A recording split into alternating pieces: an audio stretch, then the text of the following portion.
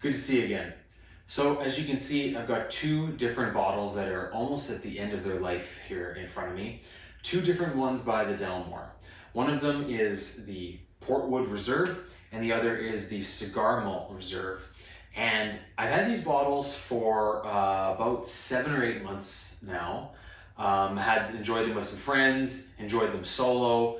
And now that I've got them down at the very bottom, I thought it's time to make a video. I've been meaning to make a video with both of them for a long time now, but just been a busy summer and never got around to it. But now that there's just a little bit left, it's basically now or never. So figured I would do it.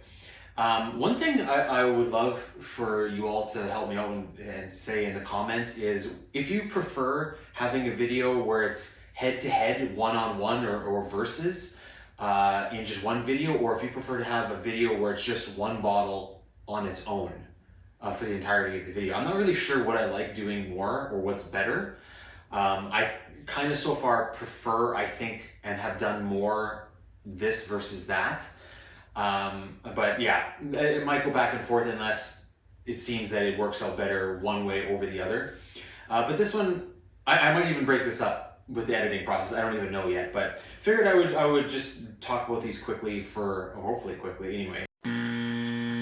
And the whole idea with the Portwood is one of my favorite, or the reason why I got this is one of my favorite scotches I've ever had, and still my favorite to this day, is the Portwood 21 by Balvenie.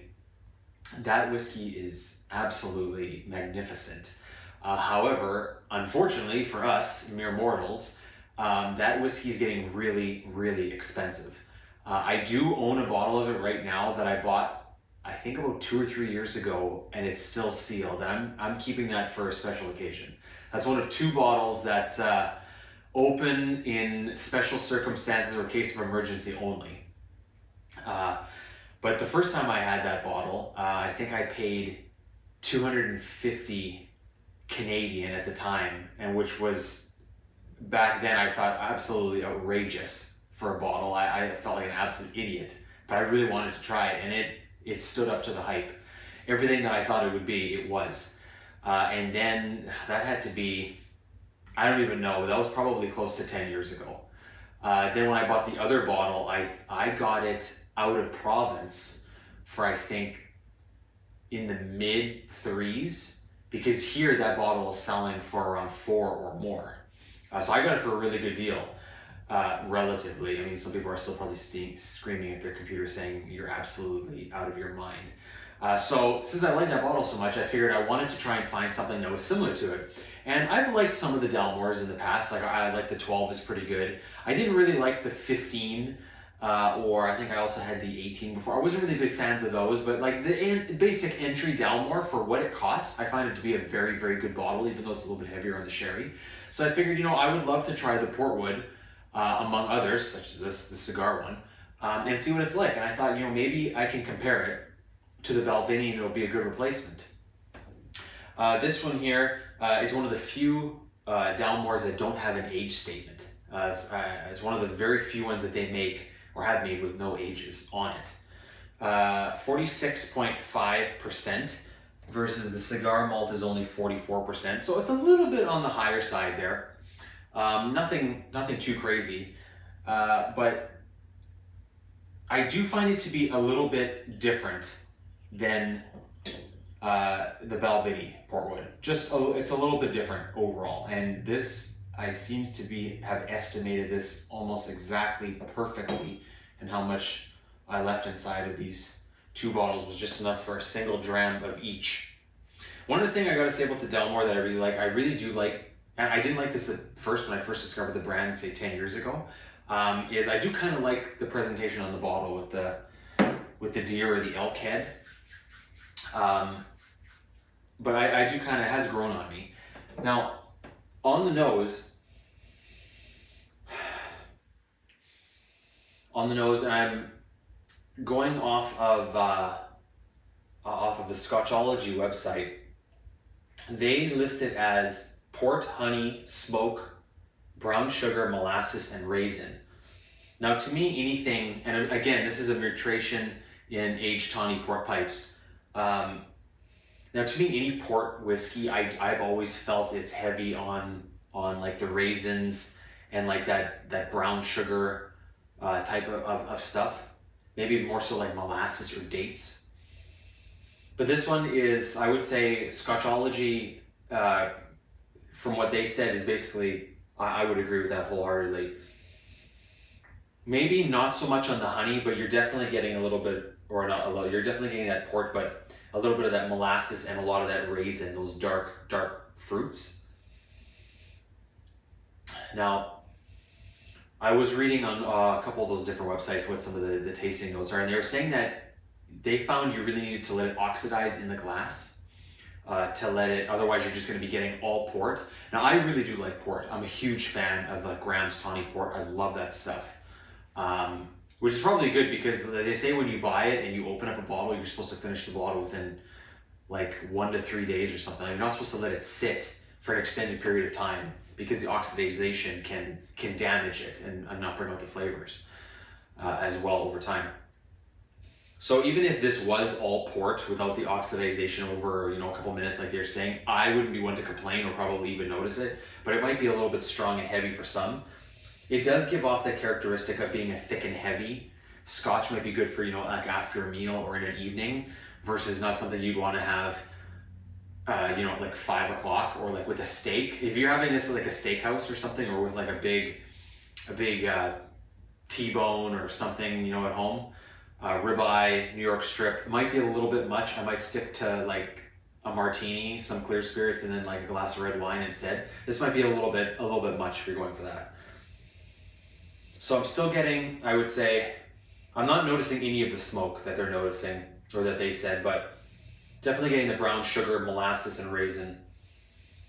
The port is still there. It is, even since I'm at the bottom of the bottle, I have all that headspace in there. I thought it would oxidize a little bit on its own, but they are right. It is just slightly less on the nose than what it was when I poured it. So let's put some down the hatch and see what we taste. Here's mud in your eye. Or in this case, soon, snow in your face. It's cold outside today.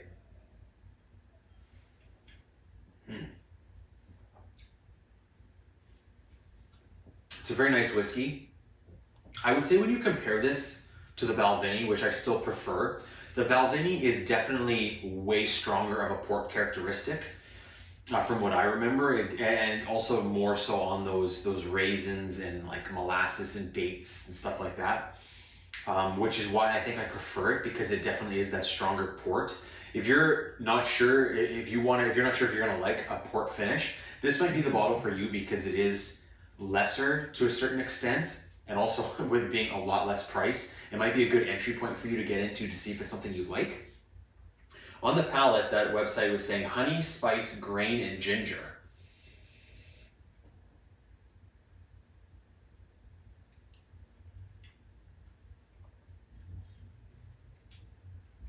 Definitely do get a little bit of spice.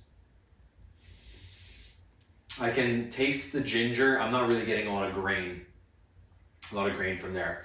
I would say it's a gingery, peppery type of spice, if that makes any sense.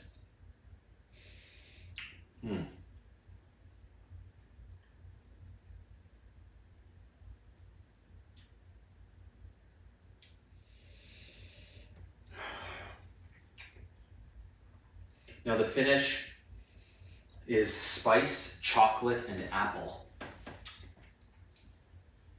I would say I'm not getting a lot of apple on this one. Definitely really heavy on the spice.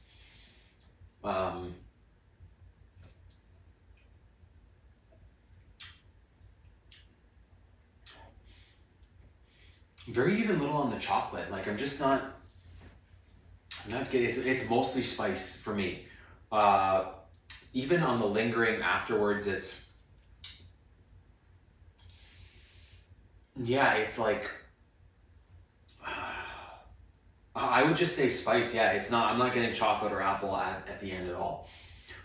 The honey and that ginger does kind of dissipate a little bit.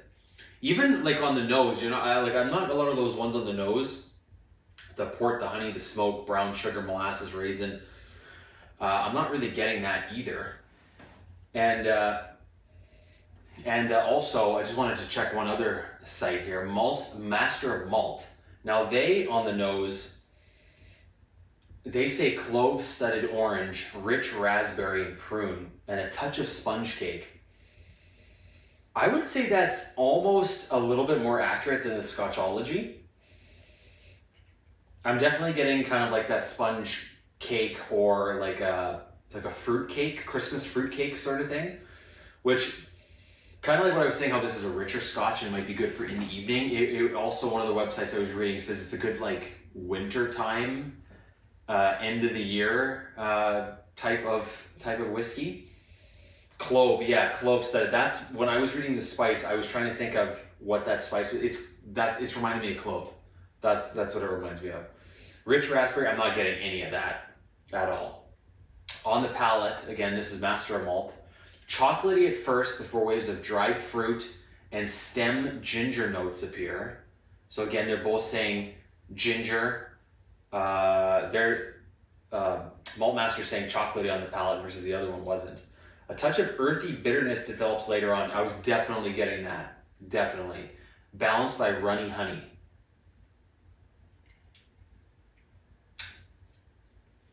Yeah, definitely the ginger notes with that earthy bitterness. Now their finish, they're stating, and I'll leave just a little bit in there, they're stating roast chestnuts, gingerbread, and tobacco.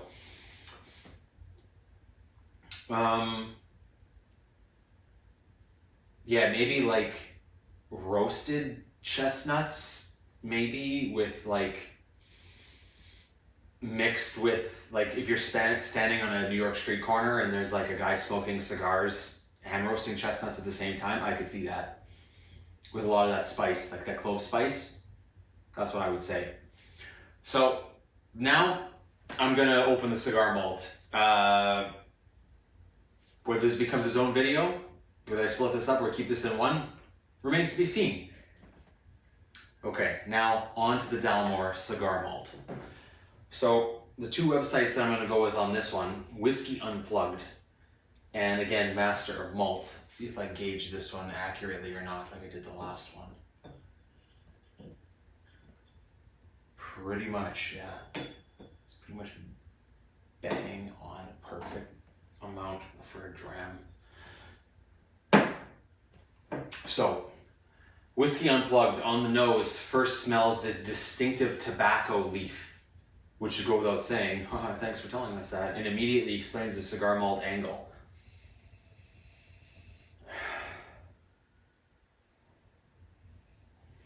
I'm assuming they mean like rolled leaf or something that's not lit, because this does not smell like any type of tobacco or cigar smoke to me.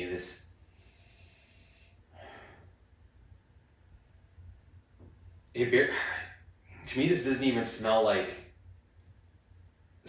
a dried leaf, like when you walk into a tobacco store or something like that. It doesn't even smell like that. Then a juicy set of sweet flavors like strawberries, plums, oranges, and peaches. I would say I'm just getting that right off the bat is the fruit. There's very little, actually I don't really smell any tobacco or anything like that. If there is, it's so little, unless the headspace completely got rid of it. But like when I had this bottle brand new, like I don't remember noticing any of that. In fact, I wondered why it was called the cigar malt. Because I was expecting it to taste like really smoky or like tobacco or something like that. Or kind of like, you know, if you know what tobacco scents smell like Tobacco Oud by Tom Ford. I was expecting it to smell like how that, I would imagine that tasting, like something like that. But it didn't at all. And then upon my reading up on some of this, the whole idea was that now some of these other websites like Master of Malt says like the original one was discontinued in 2009. People got really upset about it, but that the whole idea behind this is it's supposed to be the perfect whiskey to pair with a cigar. Now, I'm not a smoker. I'm not exactly someone you would call even, or not only not an expert, but not really knowing almost anything about tobacco and cigars. Now, I do know some stuff about it. I have read up on it. I do know people that smoke cigars and they talk about it all the time. And now some of them are quite well versed in it. And they have told me that if you are a smoker, the ideal thing that you would want to have with a cigar is actually a rum, because cigars come from the Caribbean. So naturally, the spirit of choice would be something a little sweeter, something to pair with it, like a rum. And when the more and more I'd hear them talk about that, I thought, that makes like a lot of sense from, if you're someone that wants to take part in smoking cigars, is because that would be I'd imagine such a heavy, it's just a lot going on, so why would you want to confuse those flavors on the palate with something else that's smoky, like a whiskey? Like they just don't jive. They just don't get along. Versus, like the rum would be like sweeter. It'd be a little bit more just something to like wet the palate and moisten the palate from the dryness of the smoke. But it's not going to be also smoky. Some people even also said that something like tequila might even be better. And like Arnold Schwarzenegger is famous for what he was taught by someone back 30, 40 years ago, how he would, maybe you've seen the video, how he talked about how he'll even wet the outside of his cigars with tequila before he smokes them. So I know like the stereotypical is, the idea is to have like a scotch or a glass of whiskey with it, or like bourbon. You see guys sitting in the library, that's what you would think of. But apparently from the experts is like ideally you want to have something like a rum. And if you're interested in this, Master Malt says the benchmark flavor for pairing, I guess what they came up with, their quote is, "You want to know that the stick that provided the flavor benchmark for pairing is a hefty Partagas Serie D number 4. Whatever that's like. So on the nose, now they're saying caramel, shortbread, biscuits, coffee, chocolates, simple, clean. So yeah, a lot. I think I like that one a little bit more than what the Whiskey Unplugged was saying. I'm definitely getting the shortbread, the biscuits, with a little bit of the coffee nose later. Definitely shortbreads and biscuits, clean, yep. Versus the other one was saying, plums, oranges, peaches, strawberries. I'm getting those, but definitely getting more of like that cereal shortbread biscuits. Okay, now enough talking about that. Let's actually try this.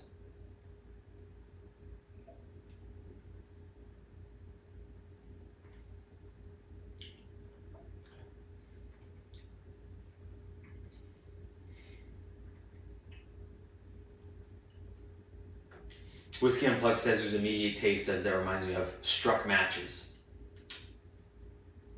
Sure, not for me, but whatever you say. Orange zest, strawberry sweetness lead the way. I'm getting the orange zest. Master of Malt says more toffee, caramel edging towards the burnt cider toffee, flamed orange zest, integrated with sherry. I would say I'm definitely getting that.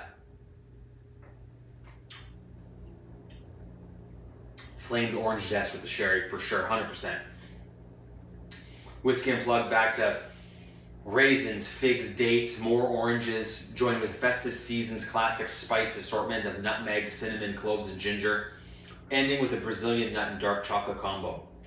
I'm definitely not getting as much spice as I was on the Portwood. If anything, I would say the festive season's classic spice assortment of nutmeg, cinnamon, cloves, and ginger, that's more to me of what this was giving me than anything. The cigar malt, I'm getting mostly that integrated a little bit of sherry with orange zest, toffee, and the caramel and the cookies and the cereals and stuff like that. Finish is simple, orange zest, clove with a touch of cinnamon. That's Master Malt. Whiskey Unplugged says the sweetness tails off with a nice black pepper fizzle, nothing overpowering, and that struck match. Tobacco leaf flavors and lasting memory.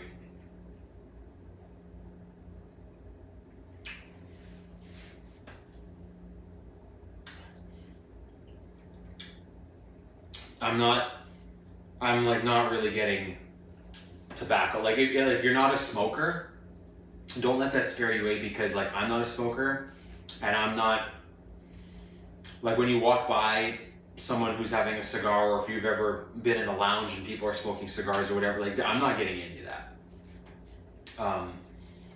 So don't let the name of this scare you away.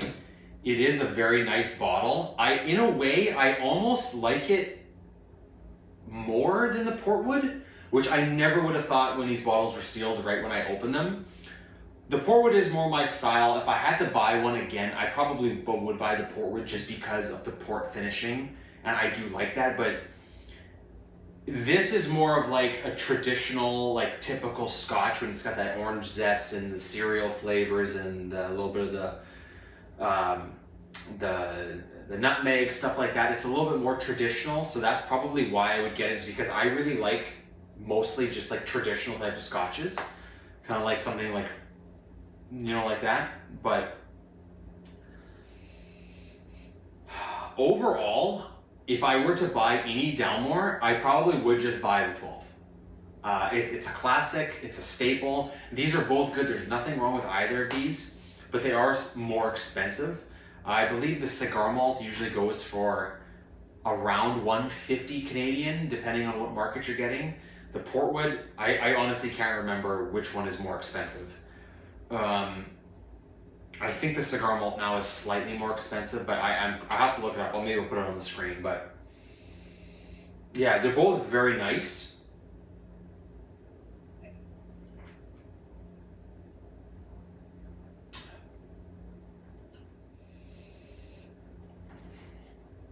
Yeah, they're both very good. I like, okay, I'm gonna switch back to this one now, just to compare. So remember, this one's been sitting for about 10-15 minutes, actually probably about closer to 20 now since I poured it.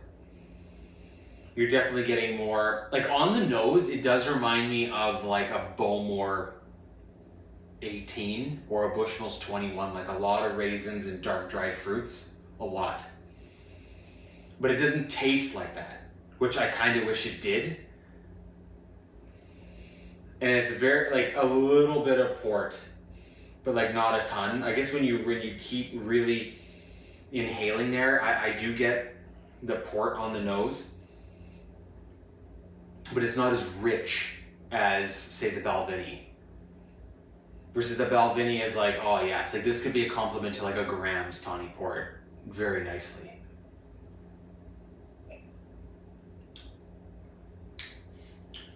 Rest in peace, Portwood Reserve. Soldier down. It's good, yeah, but it's just, since it's got that spice, this one has spice, but it's less spice, and I kind of prefer that overall. Now maybe, I know like some people, like they say if you are going to be wanting a bottle to have with cigars, maybe this is going to be your thing. Maybe you're going to prefer this. Maybe you're going to prefer like a richer atmosphere to have with your stogie. I don't know. I know they're saying this is the perfect one for it. I think if that was me, I would probably try and follow the rule, like what my friend was saying about how not to have something compete with your cigar, smoke versus smoke. Again, if that was me. But this, as just for how Scotch goes, I do like the smell of this one.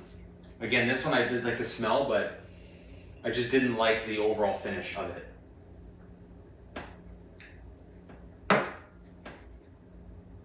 Time to kill off soldier number 2.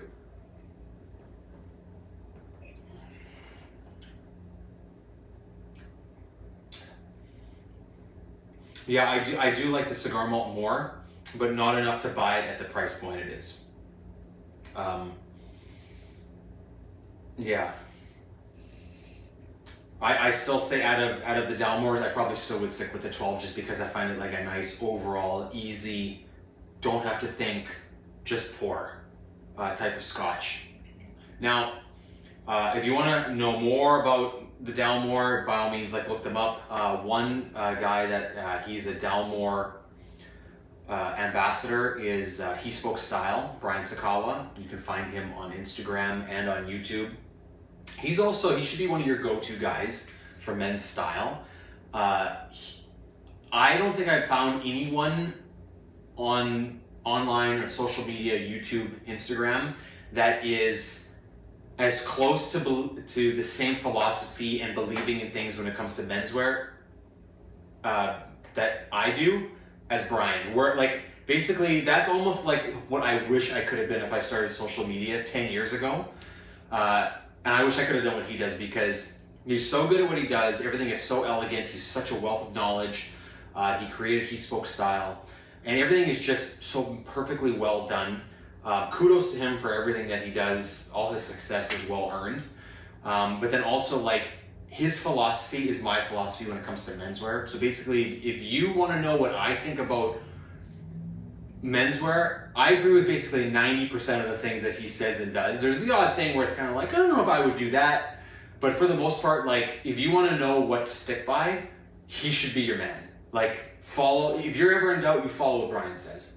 So he's the Dalmore ambassador. He's been posting a lot of good content in the last little while with Dalmore, showcasing some different little things. He's also a big watch guy too. I don't think he's done a watch video in a long time, but he has an excellent watch collection. He did a couple watch videos a couple years ago. Simply outstanding, stunning pieces. I highly recommend that you check him out. He Spoke Style on Instagram and YouTube. So yeah, when it comes to the Dalmore, you really can't go wrong with either. They're all pretty good price points considering what they are. They probably should be higher, although they're probably starting to creep a little bit higher now. But yeah, you can't go wrong. If you want just something and you want to try the Dalmore, I still recommend just the 12. You can't go wrong with that. Solid bottle for the price, around $100 Canadian, I guess. So it's probably 70, 80 in the States, maybe less. I don't know. I guess it depends where you go, but yeah, check these out. You probably won't be disappointed. And yeah, just do your research, see what you want. But otherwise, thanks for hanging out with me and trying out these two bottles, and we'll see you in the next one. Sad day. Killed 2 bottles.